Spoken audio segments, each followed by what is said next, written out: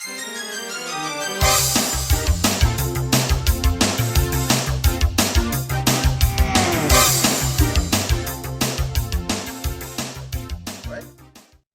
of my problems have come from time away from home or the amount of time it takes to do the job. It's not a 20-hour or 40-hour job, right? It's impossible.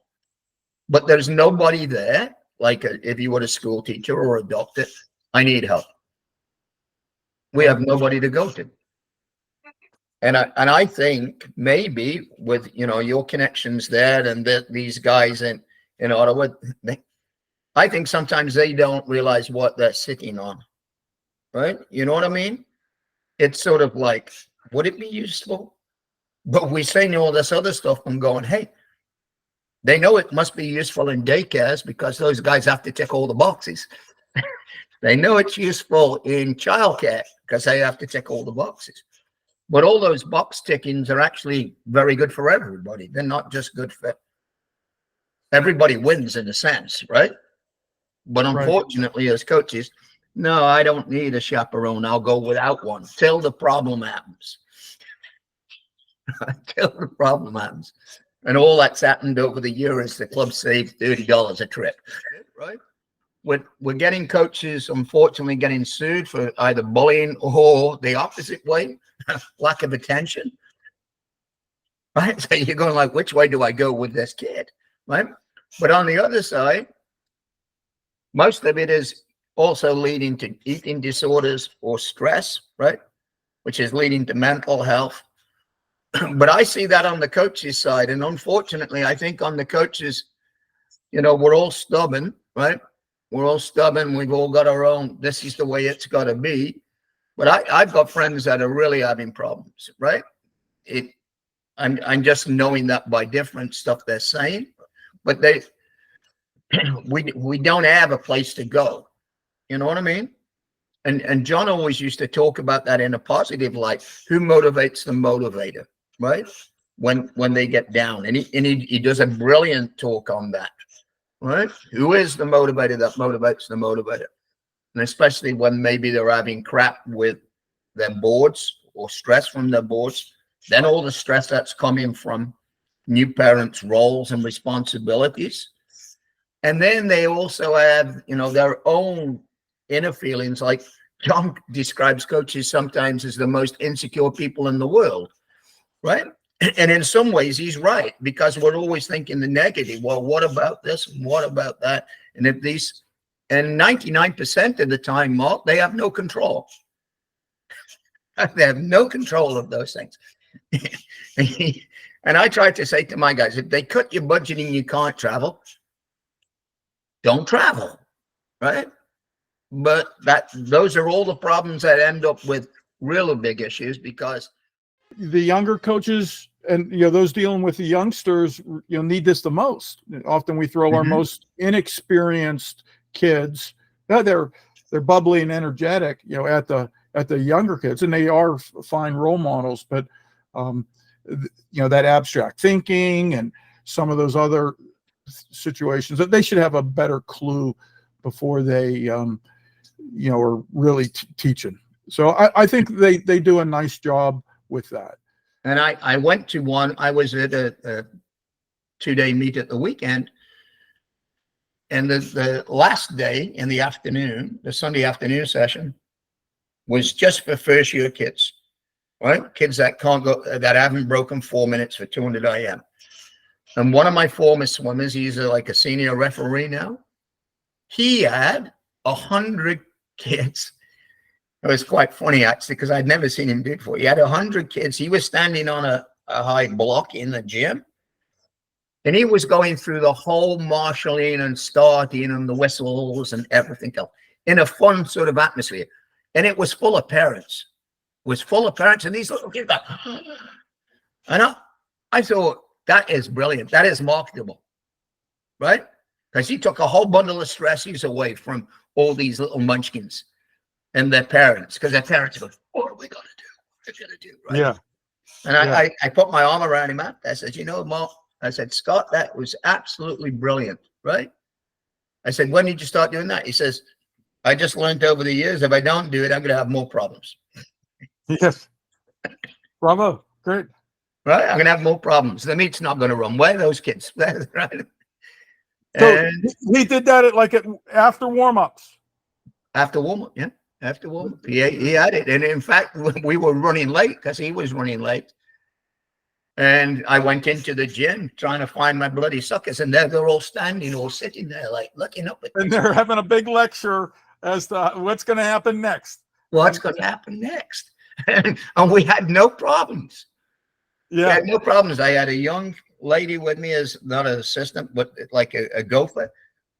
I said, where's all our kids? They go, Barry, just following what that guy said before. They're waiting. I go, where are they waiting? They're waiting where he told them they had to wait. Okay. And they all walked out together and somebody come through.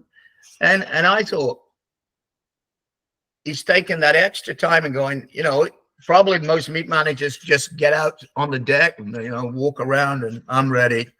Right. And we're going to go. He's going right down into the nitty gritty with the little suckers that are going to do it. Good for him. Brilliant. I should have filmed it. In fact, next time I'll say to him, we need to film that. Right. Yeah. Or at least, not that you would want the kids to watch his replay, but you would want to give somebody else the empowerment to say, hey, if he can do it, you can do that too.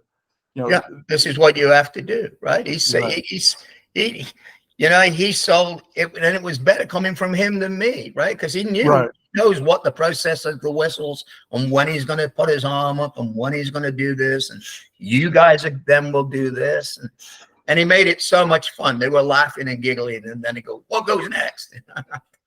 It was super. It really was. I'll see him again this weekend, and I'm going to tell him again that really helped my little guys. I didn't have any kids crying. I didn't have any kids miss any races.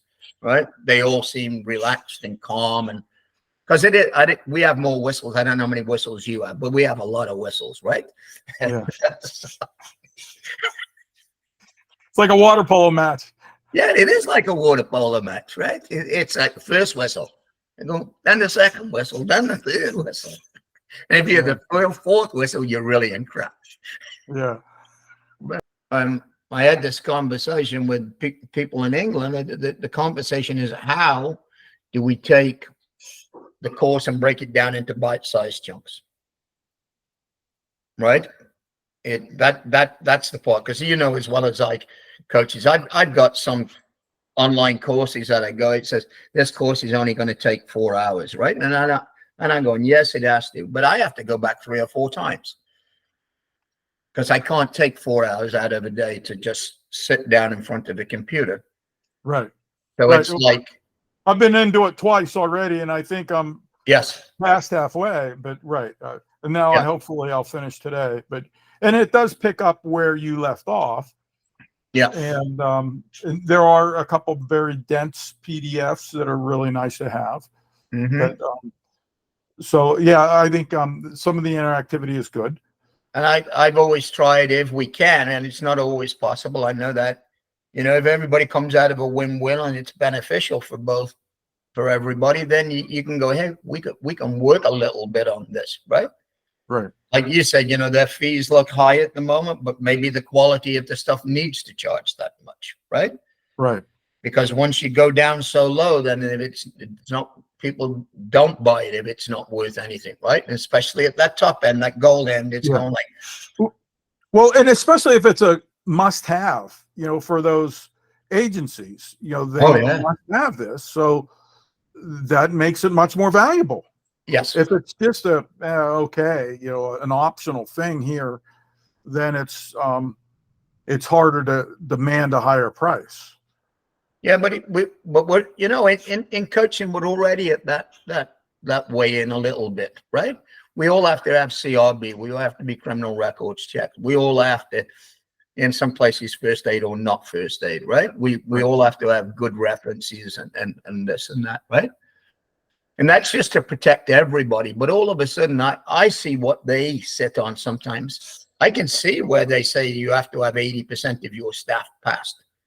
Because the money that you're taking in, whether it comes from the government or tax, doesn't really matter. Somebody is paying for some services that you're offering.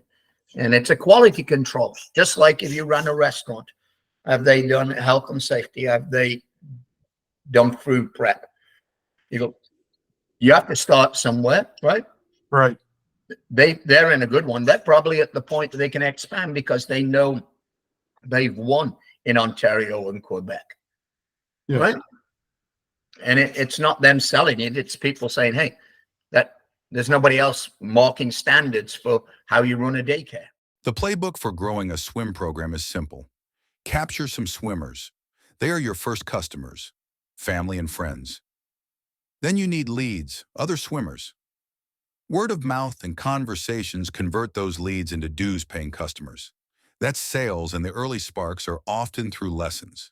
Turn those customers into positive reviews, and then reactivate those customers into repeat buyers.